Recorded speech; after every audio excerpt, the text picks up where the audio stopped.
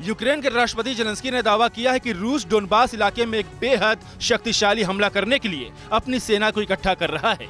Zelensky ने कहा कि हमारी सेना कीव के उत्तर में चेर्निहिव की ओर और सूमी इलाके में रूसी सैनिकों को खदेड़ रही है, लेकिन यह रूस की रणनीति का हिस्सा है।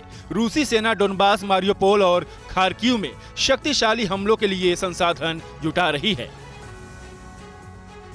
रूसी आर्मी मारियोपोल में यूक्रेनी बंकर और एम्यूनिशन डिपो को निशाना बनाकर हमले कर रही है। मारियोपोल से आए एक नए वीडियो में रूसी सेना ने यूक्रेन की अजोव बटालियन के ठिकानों पर गाइडेड मिसाइल से हमला किया है, जिसमें यूक्रेन के कई सैनिक घायल हो गए हैं। वहीं दूसरा हमला यूक्रेन के हथियार डिपो पर हुआ है, जिसमें रूसी मिसाइल स्ट्राइक के बाद एक जबरदस्त धमाका हुआ। इस धमाके में यूक्रेनी हथियार डिपो पूरी तरह से तबाह हो गया है। यूक्रेन में रूस के समर्थन में लड़ रही डोनेट्स्क पीपल्स रिपब्लिक आर्मी ने मारियोपोल में भारी तबाही मचाई है। यहाँ डीपीआर के हमलों ने यूक्रेनी सेना की कमर तोड़ रखी है। इस बीच डीपीआर के चीफ डेनिस पुशिलीन ने दावा किया है कि मारियोपोल पर अब पूरी तरह से उनका कब्जा हो चुका है और आने वाले वक्त में मारियोपोल पर डीपीआर की सत्ता होगी।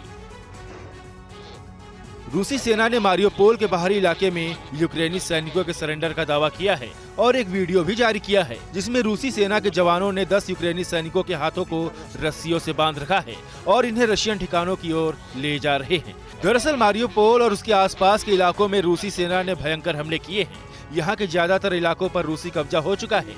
इसके बाद से ही यूक्रेनी सेना यहाँ बैकफुट पर आ गई है। यूक्रेनी आर्मी के ब्रिगेडियर जनरल ओलेक्जेंडर हुजोविच के मुताबिक राजधानी कीव से पीछे हट रही रशियन आर्मी को सभी मोर्चों पर मुंह की खानी पड़ी है। यूक्रेनी सेना ने अपने दम पर रूसी आर्मी को कीव से खदेड़ा है। ओलेक्जेंडर ने दावा किया है कि रूसी सेना ने कीव से करीब 700 घातक हथियारों को हटा लिया है और वो बेलारूसी बॉर्डर की तरफ बढ़ रही है।